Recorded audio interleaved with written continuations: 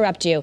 We are getting breaking news. Norm Pattis is now saying that Fotis Dulos has a pulse. This is breaking news. We had it confirmed from law enforcement that Fotis Dulos was dead by suicide. But his defense attorney is just coming in now and telling Eyewitness News that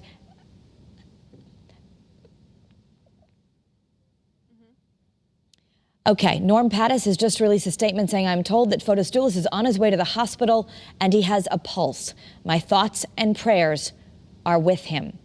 Now, just 10 minutes ago, Norm Pattis issued a statement saying, "This is a shocking and truly sad day."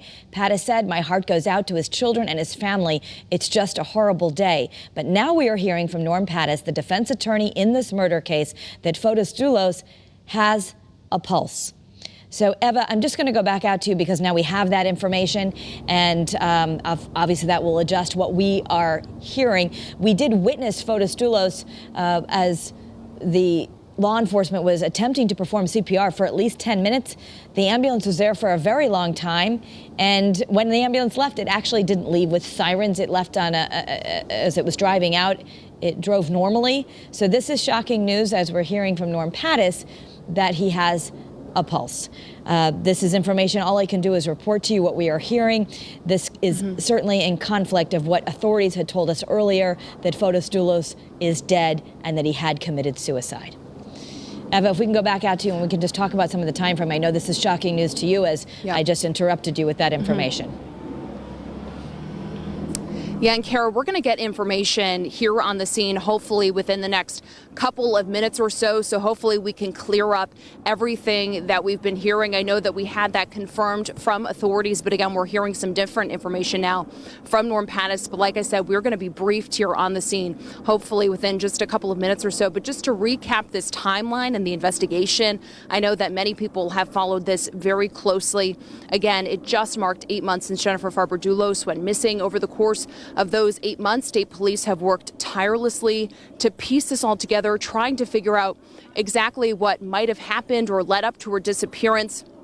And today marked 3 weeks since I was standing at this very spot that we did get word that Fotis Dulos had been charged with murder. State police believing that he brutally attacked Jennifer Dulos inside of her New Canaan home more than 8 months ago now, ultimately killing her and trying to cover it all up. We also had gotten word that 2 other people had been charged in connection to her disappearance and presumed death. His former girlfriend, Michelle Draconis, and his friend and former attorney, Kent Mawhinney. They were also charged and arrested just 3 weeks ago today. Now, again, state police say that this investigation is far from over. The biggest question in all of this still does remain, where is Jennifer Dulos?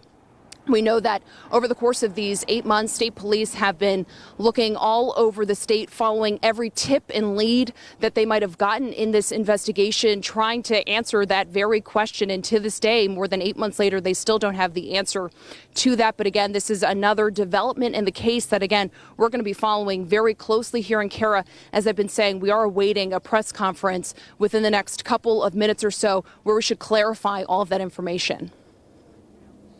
Already, thank you so much, Eva, as you're standing outside where so many dramatic events have unfolded live on television today. If we can perhaps walk our viewers through as we wait for the police press conference. If you're just joining us, we do have exclusive Drone 3 video of what happened early this morning. Actually, it was about, not so early this morning, about 12:05 as Eyewitness News at noon was underway. And we were reporting that Fotis Dulos would have to go in for a bond hearing. We then saw through Drone 3 a CPR attempt of a man in the driveway outside of Fotis Dulos' mansion in Farmington. It was then reported that Fotis Dulos had attempted suicide, and later that Fotis Dulos was in fact dead. We are now hearing from his attorney, Norm Pattis, that after efforts to revive him, there is a pulse, and that there's apparently going to be a news conference outside of the University of Connecticut Medical Center in Farmington. We are going to be able to hear from a member of his legal team. Do we have that now? Okay, I'd like to bring in a member of Fotis Dulos' legal team with a comment. As I understand it, he is being taken to Yukon Health Center, and that's really, at this point, all that we know. So that's the attorney Kevin there, and we had heard originally Norm Pattis had sent out concurring with prosecutors or appearing to at least comment after prosecutors and other law enforcement had confirmed he was dead, saying that it was a truly sad day. Now Norm Pattis has said he is en route to the hospital and that there is a pulse and that his thoughts and prayers are with his client, Fotis Dulos. So we understand that Channel 3's Mike Savino will be at the news conference at Yukon Health Center in Farmington, and we'll be bringing that news conference to you live in just a moment.